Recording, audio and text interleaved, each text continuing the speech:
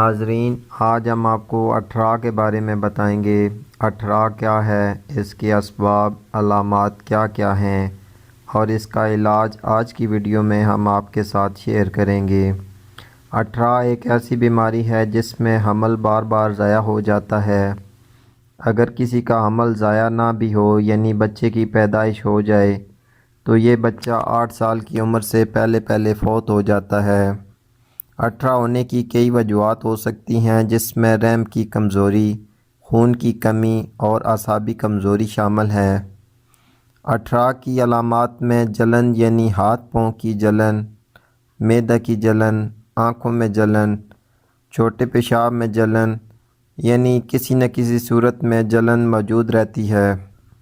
اس کے ساتھ قبض بھی ہوتی ہے، مزاج میں چڑچڑاپن آ جاتا ہے، چھوٹی چھوٹی بات پر ناراضگی ظاہر کرتی ہے۔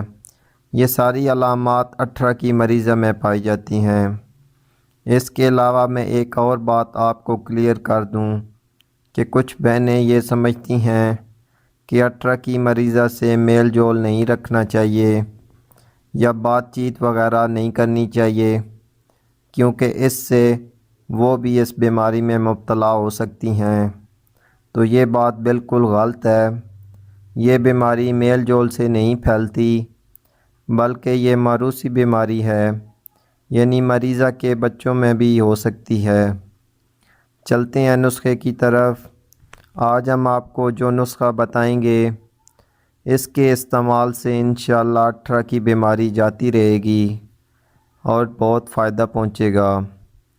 ناظرین، 7 دانے کالی مرچ کے اور آدھی چمچ اجوائن روزانہ صبح خالی پیٹ تازہ پانی کے ہمراہ استعمال کریں اور یہ نسخہ لگاتار جاری رکھیں جب تک حمل ٹھہر نہ جائے اور بچے کی پیدائش ہو جائے۔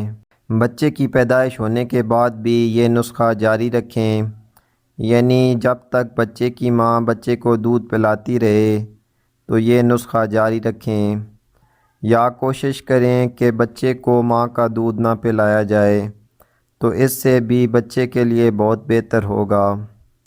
امید کرتا ہوں آج کی ویڈیو آپ کے لیے فائدہ مند ثابت ہوگی۔ اسی کے ساتھ اجازت چاہتا ہوں۔ اللہ حافظ۔